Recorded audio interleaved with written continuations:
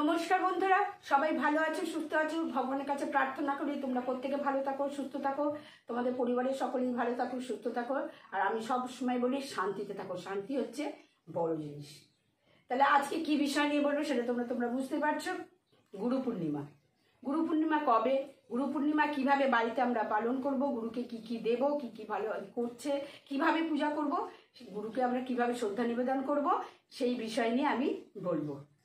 যারা দীক্ষিত তারা কিভাবে করবে, যারা দীক্ষিত না তারা যদি মনে করো যে আমরা গুরু পূর্ণিমা পালন করব তারাও করতে পারো।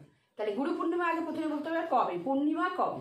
পূর্ণিমা শনিবার দিন 20 তারিখে জুলাই শনিবার। পূর্ণিমা কখন পড়ছে? সন্ধ্যে 6:40 পড়ছে পূর্ণিমা। আর থাকছে রবিবার 21শে জুলাই রবিবার বিকেল 4:16 পর্যন্ত। তাহলে আমরা গুরু পূর্ণিমা পালন করব 21শে জুলাই রবিবার। আমরা গুরু পূর্ণিমা পালন করব এই 21শে জুলাই রবিবার সকাল থেকে ভোর থেকে সন্ধ্যা পর্যন্ত পূর্ণিমা থাকছে। আমরা সারাদিন অনেক সময় পাচ্ছি, গুরুকে শ্রদ্ধা নিবেদন করব, গুরুকে পূজা করব। আমরা প্রত্যেকেই দেবদেবী কিন্তু বিশেষ বিশেষ তিথিতে বিশেষভাবে পূজা হয়, সেভাবে কিন্তু আমরা বিশেষভাবে পূজা করি। আমরা প্রত্যেক দিনই তো আমাদের বাড়িতে নিত্য পূজা করি দেবদেবী, কিন্তু এক একটা দিন তিথি বিশেষে এক একটা দেবদেবী কিন্তু আমরা বিশেষ পূজা করি। যেমন শিবরাত্রিতে বিশেষভাবে শিবের পূজা হয়, যেমন অমাবস্যায় কালী পুজো হচ্ছে, কালী পূজা হয়, এবং দুর্গা পুজোর সময় দুর্গা চণ্ডীর পূজা হচ্ছে, লক্ষ্মী পুজো বিশেষ, সরস্বতী পুজো তেমনি এই বিশেষ দিন গুরু পূর্ণিমা। এই দিনকে বিশেষভাবে গুরুকে কিন্তু পূজা করতে হবে, আমাদের শ্রদ্ধা নিবেদন করতে হবে। আমরা প্রতিদিন পূজা করলেও কিন্তু এই দিনের পুজোটা একটু আলাদা হবে। একটু যেটা বলছি সেটা হচ্ছে বিশেষভাবে। এই বিশেষভাবে কিভাবে করব তোমরা কিন্তু প্রত্যেককে আমি বলছি প্রথম থেকে শেষ পর্যন্ত কিন্তু আমার ভিডিওটা শোনো, তাহলে কিন্তু বাড়িতে কিভাবে করবে সেটা বুঝতে পারবে। আমিও সেইভাবে করি। আমি যারা মঠে যাচ্ছ, আমি বেলুড় মঠ থেকে দীক্ষিত, অনেকবার বেলুড় মঠে যাই, কিন্তু এইবারে বেলুড় মঠে যেতে পারছি না। আমি এবার বাড়িতেই পূজা করবো গুরু পূর্ণিমা। আর সেদিনকে একটু সত্যনারায়ণ দেওয়া হয়েছে। অনেকেই এই গুরু পূর্ণিমার দিন বাড়িতে সত্যনারায়ণ দেয়। আমিও এবার ঠিক করেছি গুরু পূর্ণিমার দিনে বাড়িতে সত্যনারায়ণ দেব। এবার যাদের গুরু জীবিত আছেন তারা তো গুরুদেবের কাছে যাবেন, কিংবা কি নিয়ে যাবে, এবং বাড়িতে আমরা কিভাবে করব। তাহলে বাড়িতে আমরা কিভাবে করব, তাহলে সেদিনকে ভোর থেকে উঠে যাদের কাছে গঙ্গা, যারা গঙ্গা স্নান করো তারা তো সেদিন গঙ্গা স্নান করবে। যারা মনে করছে গঙ্গা স্নান করবে না বাড়িতে, সেদিনকে তাহলে ভোরবেলা সকালবেলা উঠেই, সেদিনকে রবিবার ছুটির দিন, সকলেই বাড়িতে খুবই সুবিধা। তাহলে কি করবে, সকালবেলা ভোরে উঠে স্নান করে শুদ্ধ বস্ত্রে ঠাকুর ঘর মুছে পরিষ্কার করে ঠাকুরদের সব সুন্দর পুজো করে সাজিয়ে, মানে যেমন সব প্রত্যেকটা যে দেবদেবী আমরা যে রোজ পূজা করি প্রত্যেক ঠাকুরকেই কিন্তু সেদিনকে একটু ঠাকুরকে সাজাবে, ফুল দিয়ে মালা পরাবে, অন্যান্য যে ঠাকুর আছে সেগুলোকে সাজাবে। এবার গুরুকে কি করবে, গুরুকে তোমরা বেদির যে সিংহাসন আছে ঠাকুর ঘরে, সেখানে বেদিতে কিন্তু সাদা কাপড় বা হলুদ কাপড় পেতে পাতবে আসুন যেটা। আর না হলে যদি না হয় তাহলে জল চৌকি এরকম ছোট ছোট পাওয়া যায়, তার উপরে হলুদ কাপড় বা সাদা কাপড়, আমি তো বেশি সাদা কাপড়ই পেতে গুরুর ফটো বসাবে, এবং গুরুকে চন্দন পরাবে, সাদা মালা পরাবে। আর যারা তুলসী পাতা, আমি তো রামকৃষ্ণের চরণে তুলসী পাতা দিই, কিন্তু গুরুদেবের বুকে দিই। আমার গুরুদেব হচ্ছেন স্বামী ভূতেশ্বরানন্দজি মহারাজ। আমি তুলসী পাতা যখন দিই গুরুদেবের বুকে দিই, আর রামকৃষ্ণের পায়ে দিই।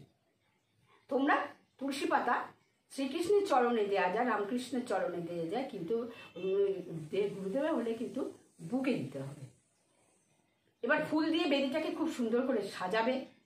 সাজানো কিন্তু খুব সুন্দরভাবে ভালো লাগবে, দেখবে নিজেরও খুব ভালো লাগবে। সাজালে ঠাকুরঘর সাজালে দেখবে নিজেদেরও খুব ভালো লাগে। তাহলে যেখানটা বেদি করছো, যেখানটা রেখে গুরুদেবের ফটো রেখে পূজা করছো, বেদিটাকে খুব সুন্দরভাবে সাজাবে, গুরুদেবকে চন্দন দিয়ে খুব সুন্দরভাবে সাজাবে, মালা পরাবে, আর হলুদ ফুল বা সাদা ফুল, লাল ফুল কখনো দেবে না। এবার গুরুদেবকে ফলের নৈবেদ্য করতে পারো, মানে ছোট ছোট করে ফল কেটে নৈবেদ্য সাজাতে পারো চাল দিয়ে, বা ফলকে 4 টুকরো বা 5 টুকরো করে বা 2 কেটে ফল দিয়ে নৈবেদ্য, ফল কিন্তু দেবে, গোটা ফলও দিতে পারো, আর সন্দেশ। আর গুরুদেব যেগুলো ভালোবাসেন সেইগুলো দেবে। গুরুদেব কি যা যা ভালোবাসেন তোমরা জানো, যে আমার নিজস্ব গুরুদেবের কাছে তারা কি কি ভালোবাসেন, নিজের গুরুদেবকে কি কি ভালোবাসেন আমরা সকলেই জানি, সেগুলো গুরুদেবকে দেবে। আবার বস্ত্র দিতে পারে, মানে কাপড়, গুরুদেবকে কাপড় দিতে পারে। দিয়ে এবার ফুল, বিশেষ একটি ফুল কিন্তু গুরুদেবকে এই দিনকে আমরা অতি অবশ্যই দেব। সেই বিশেষ ফুলটা কি হচ্ছে? সেই বিশেষ ফুল হচ্ছে গোলাপি বা সাদা পদ্ম। গুরুদেবের চরণে কিন্তু সেদিনকে পদ্ম ফুল অতি অবশ্যই দেবে। পদ্ম ফুল দিয়ে কি করবে? আর পদ্ম ফুল দিয়ে গুরুদেবের চরণে যখন পদ্ম ফুল দেবে, দিয়ে গুরুদেবের নিজেদের ঠাকুরের শ্রদ্ধা নিবেদন করবে, ঠাকুরকে জানাবে, ঠাকুরের মনের কথা জানিয়ে গুরুকে পূজা করবে। এবার এইভাবে পূজা হলো, তারপরে কি করবে? গুরুদেব সেদিনকে কিন্তু আরতি করতেই হবে। আমরা রোজ নিত্য পূজা আরতি করি না, কিন্তু সেই দিন গুরু পূর্ণিমার দিনকে গুরুকে পূজা করার পর আরতি করবে 5 রকম কিংবা 7 রকম। 5 কি প্রথমে পঞ্চপ্রদীপ না হলে এমনি যে আমরা প্রদীপ জ্বালি সেই প্রদীপ, কর্পূরদানি, ধূপ, জলশঙ্খ, ফুল, বা ফুল যদি না চামড় থাকে চামড় থেকে 5 রকম 7 রকম দিয়ে ঠাকুরকে সুন্দরভাবে আরতি করবে। ঘন্টা বাজিয়ে, বাঁ হাতে ঘন্টা বাজিয়ে ছানাতে এরমভাবে দিয়ে আরতি করবে। ঘন্টাটা অতি অবশ্যই কিন্তু ঘন্টা বাজিয়ে আরতি করবে। তারপরে তো আরতি হয়ে গেলে উলুধ্বনি দিয়ে শাঁখ বাজিয়ে পুজো, আরতি হয়ে যাওয়ার পরে এগুলো শাঁখ বাজাবে, উলুধ্বনি দেবে। তারপরে গুরু প্রণাম মন্ত্র। গুরু প্রণাম মন্ত্র কি? অখণ্ড মণ্ডলাকারং ব্যক্তং যেন চরাচরং তৎপদং দর্শিতং যেন তস্मै শ্রী গুরবে নমঃ। গুরু ব্রহ্মা গুরু বিষ্ণু গুরুদেব মহেশ্বর গুরু সাক্ষাৎ পরম ব্রহ্ম তস্मै শ্রী গুরবে নমঃ। গুরু কৃপহি কেবলং গুরু কৃপহি কেবলং গুরু কৃপহি কেবলং নমো নমঃ। গুরু প্রণাম মন্ত্র কিন্তু সবাই সকলে বলবে, বলে নিজের মনস্কামনা জানিয়ে, গুরুকে শ্রদ্ধা জানিয়ে গুরুকে ভালোভাবে পূজা করবে। সেই দিনকে যদি গুরুকে অন্নভোগ দেওয়া হয় তাহলে কিন্তু অন্নভোগ খেতে পারবে। আমি যেটা করি সেটা আমি বলছি, গুরুদেবকে যদি সেদিনকে অন্নভোগ দিই তাহলে কিন্তু অন্নভোগ সেদিন খেতে পারবে। না হলে কিন্তু যদি অন্নভোগ না দিই তাহলে কিন্তু সেদিনকে অন্নভোগ, বাড়িতে অন্নভোগ সেদিন খাই না। সেদিনকে কি করি? লুচি, পরোটা আর নিরামিষ খাবার, সেদিনকে সেটা খাই। আর অন্নভোগ দিলে অন্নভোগ খাই, না হলে দিলে কিন্তু অন্নভোগ খাই না। আর যদি মঠে যাই, কোথাও যাই, সেদিনকে তো ওখানে ঠাকুরের প্রসাদ খাই। এবার পুজো হয়ে গেলে কি খাবে সেটা বললাম। এবার কিন্তু কাউকে সবাইকে প্রসাদ বিতরণ করবে, বাড়ির সকলকে দিয়ে সবাইকে, বাইরের কাউকে কিন্তু একটু তোমার যা যা দিচ্ছি তুমি সেগুলো সব সাজিয়ে কাউকে কিন্তু খাওয়াবে। আর কাউকে আত্মাকে কিন্তু খুব সুন্দরভাবে তাকে থালায় সাজিয়ে গুছিয়ে দিয়ে কিন্তু খাওয়ানো।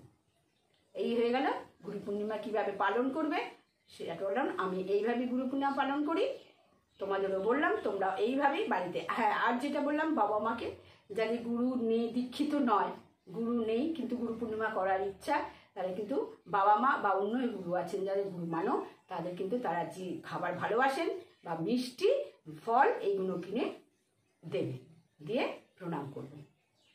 তাহলে বন্ধুরা, যদি কিছু ভুল হয়ে থাকে, কিছু বলে থাকে, সেটা কমেন্ট করে আমাকে জানিও, আমাকে লাইক করো।